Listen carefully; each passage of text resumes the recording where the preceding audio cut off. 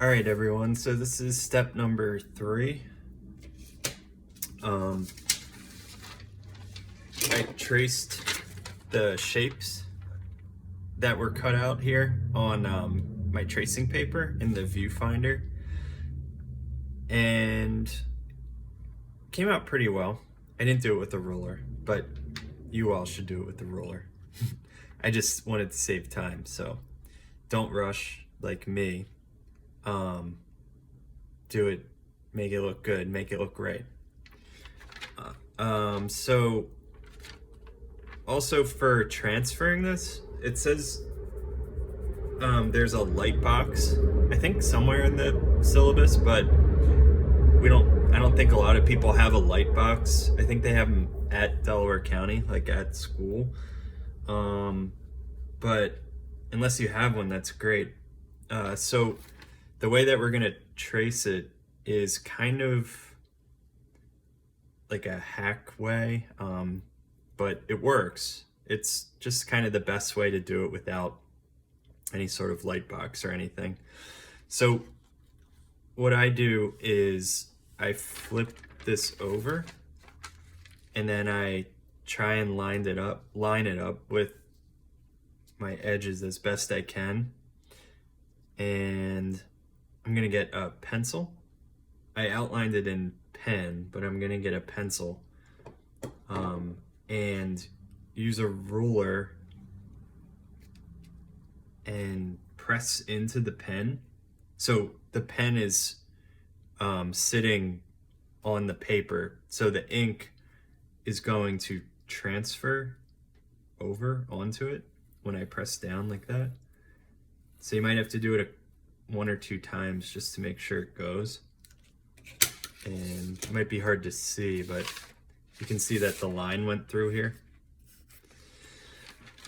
So you might have to kind of reference your drawing here on the left and just kind of fill in some of the blanks if they don't transfer. But the majority should.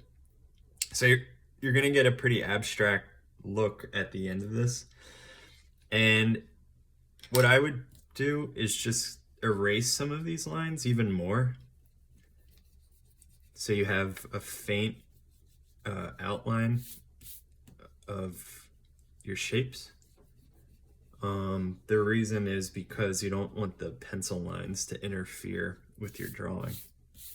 So you can see kind of a ghost line here.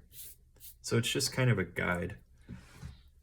Again, tape down your drawings, make them flush with the edges of the green cutting board. And the lines that we're using are diagonal. So I'm gonna actually get a triangle here, just from the bag.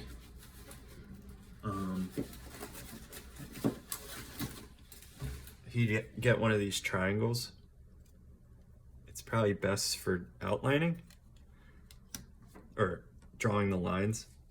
And you're just gonna fill in these blanks. So like the spaces that aren't filled, you're gonna kind of pick and choose where you wanna do these lines. And you're gonna do diagonal lines in these shapes.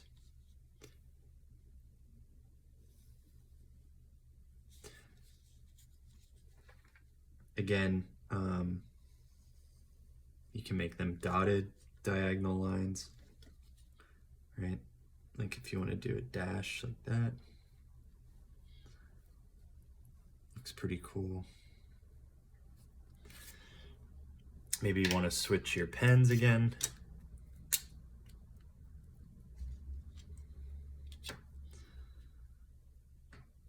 Get something darker over top.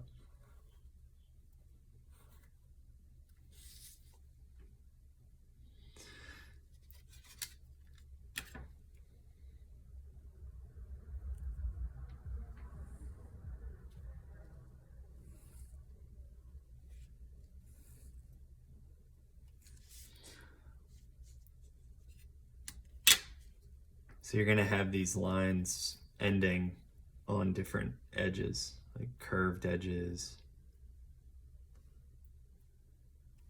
things like that.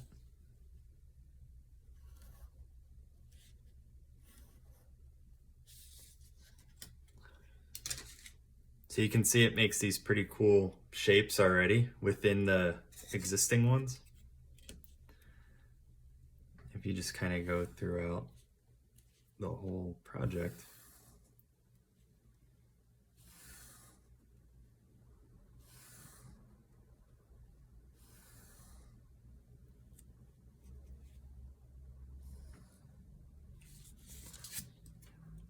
You can also leave areas blank. So you have this like negative space. So if you have a ghost sort of line, right? It's leaving these kind of positive and negative spaces, and you're getting this cool kind of figure ground relationship throughout. So if this little curved line here, for instance, gets left blank, and I'm just making these diagonals around the shape rather as like a guide.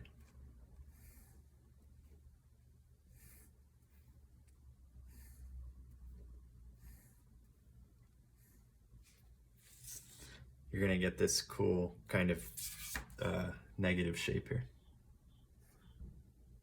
So focus on positive and negative relationships again.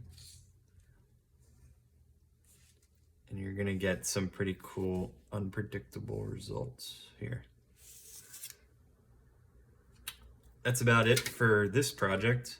Check the modules, check the assignments, and remember that the meeting times weekly are 4 to 5:30, and you can check in any time then during the week, and I'll help you out with anything that you're struggling with.